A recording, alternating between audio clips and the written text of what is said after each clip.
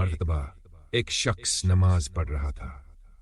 وہ بڑی خشوع و خضوع کے ساتھ اللہ کے سامنے کھڑا تھا۔ اتنے میں شیطان اس کے پاس آیا۔ شیطان کی عادت ہے کہ وہ انسان کے دل میں وسوسے ڈالتا ہے، کبھی دنیاوی خیالات میں لگا دیتا ہے، کبھی اسے جلدی ختم کرنے پر مجبور کرتا ہے۔ لیکن اس نمازی نے پورے دھیان کے ساتھ نماز جاری رکھی۔ شیطان بار بار آتا اور اس کے دل میں یہ ڈالتا کہ جلدی ختم کرو، ابھی تمہیں یہ کام کرنا ہے، ابھی وہ کام کرنا ہے۔ مگر نمازی پر کوئی اثر نہ ہوا، وہ اللہ کی یاد میں مگن تھا۔ آخرکار شیطان نے ایک نئی ترکیب سوچ لی۔ اس نے زمین پر ایک طرف ایک ڈیلا یا لکیر بنا دی۔ نمازی چونکہ اللہ کے سامنے کھڑا تھا، لیکن جیسے ہی نماز ختم کی، شیطان نے اس کے دل میں ڈالا کہ ذرا دیکھو یہ چیز کہاں سے آئی، یہ کس نے بنائی ہے۔ نمازی نے غور کیا اور شیطان کو دیکھ لیا۔ نمازی نے اس پر قابو پایا اور کہا، اے ملعون، تو مجھے نماز میں بہکانے آیا تھا، لیکن میں نے اللہ کی مدد سے تجھے پہچان لیا۔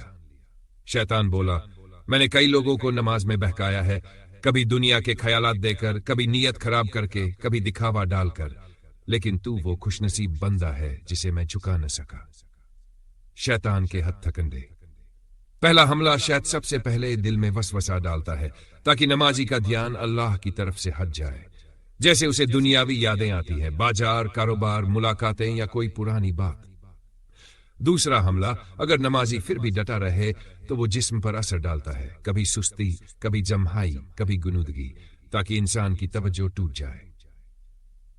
تیسرا حملہ، اگر بندہ پھر بھی نہ ہٹے تو شیطان اس کے دل میں ریا اور دکھاوے کا بیج ڈالتا ہے۔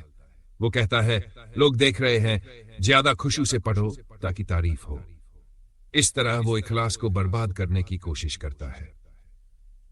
نتیجہ اور سبق، جو نمازی اخلاص، توجہ اور عاجزی سے نماز پڑھتا ہے، شیطان اس پر قابو نہیں پا سکتا۔